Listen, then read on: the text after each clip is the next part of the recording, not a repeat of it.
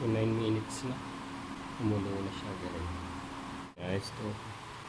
Ganito pala itsura ng double burner na electric stove. Lahome yung bat. Yung model niya WD315. Tapos yung power consumption niya 1,200 watts to 1,600 watts. Testing ko nga. Nag-iinit lang ako ng tubig. Yan. Wala kasi silang sa kapatid ko. Wala silang electric kettle. Ito kala ko electric kettle. Mukhang lang sa thermos. Ayan, testing natin.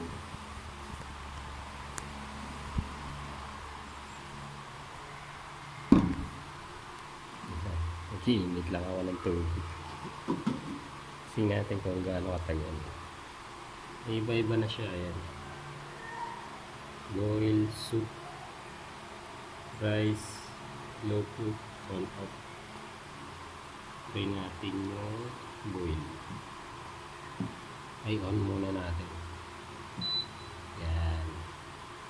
Tapos boil. 1,200 watts. Tapos ayos yung niya, design niya dito. Hindi siya papasukin ng kapag kumulo yung sinalang kapag umapat.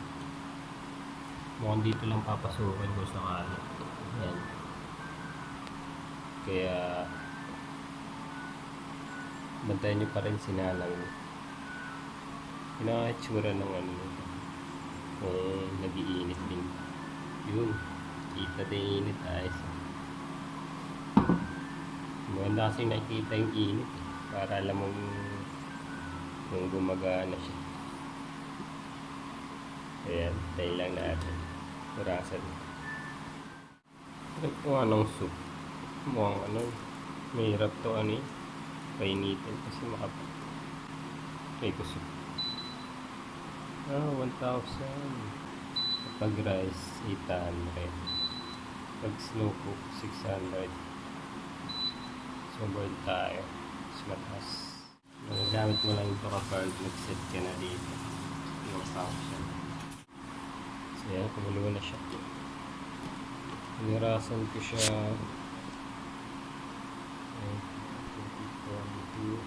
3, 4, 5, 6, 7, 8. So 9 minutes na. Kumulo na siya. Ganun. Off natin. So yan. So kapag hot yung niya, yung heating plate, yan, mag-i-indicate dito na hot. Kaya huwag niyo siyang hawakan para di kayo magpasok. Ito yung indicator dito. Mukhang mamaya magkamali kayo na hawakan yung mainit. So yan, salin na natin dito.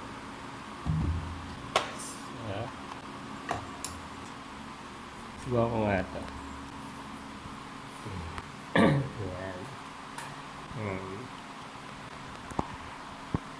Nag-video ako. So yan.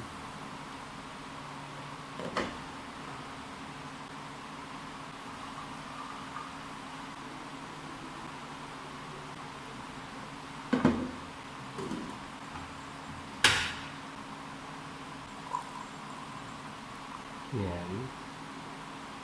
Nubo kasi ako, kaya ako nag-init ng tubig para maano yung flame. Subo nga yun So yan. Ito na to. So yun. Mainit na tubig para sa ubo. Thank you po sa panunod nyo.